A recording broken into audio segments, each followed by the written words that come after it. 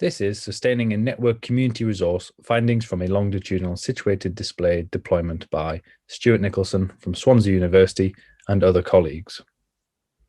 In this paper, we present a 3-year study which examines the use, management and administration of 2 separate digital display networks as deployments of community technology in a rural setting. Digital display networks have a relatively long history in HCI. However, the majority of literature surrounding displays tends to focus on short studies which take place in urban environments with greater emphasis on technological implementation or interaction techniques. There's less examples which focus on rural environments, and especially a lack of long-term research examining the implications for communities and how they sustain shared community resources at scale. So in this study, we specifically look at how digital display networks are adopted, used, and managed over time and provide recommendations for the sustainable and scalable design of community technology.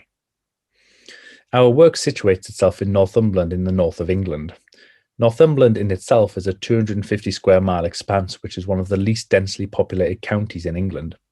In this study, there are 2 separate display deployments, one in the town of Wooler and the surrounding area, consisting of 9 displays, and one in Rothbury, consisting of 7 displays.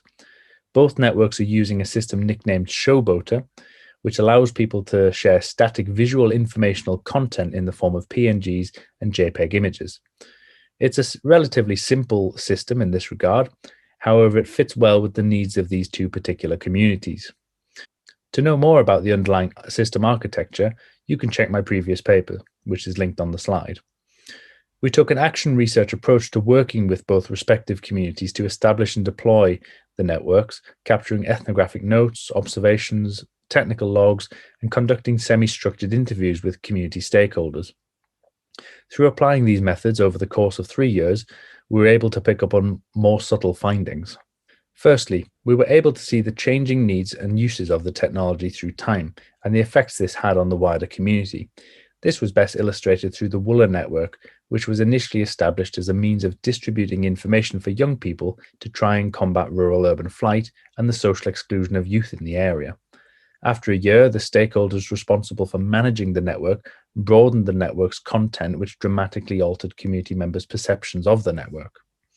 Secondly, because our study had 2 deployments, we were given insight into the different configurations and approaches to administration, management, and maintenance of each display network, which highlighted more subtle and hidden background tasks concerned with routine logistics and coordination needed to keep the network alive.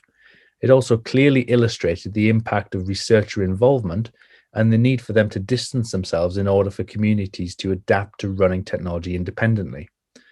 Lastly, by comparing the 2 different approaches taken by each network administrator, we found tensions around how administrators were offering to share control of the network, but ultimately how there was a reluctance to relinquish the control these administrators had as the sole people responsible for each respective network. So with these points in mind, let's move on to how community technology can be designed to be more sensitive to these findings. Whilst we implemented some mechanisms for governance as part of the Showboater display platform, evidently these were not fully utilized, which resulted in single administrators in charge of each network.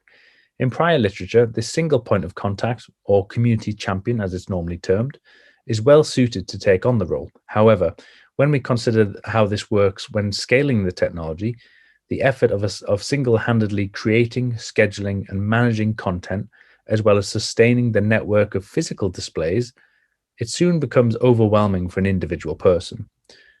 There was a clear need to design technology with this long-term sustainability at the forefront of its design, in anticipation of community adoption and inbuilt templated processes for distributing the effort, emotional labor, and skills required to promote aspects of ownership, governance, and operation. If this sounds interesting to you, then I invite you to have a read of our paper. Thanks for listening.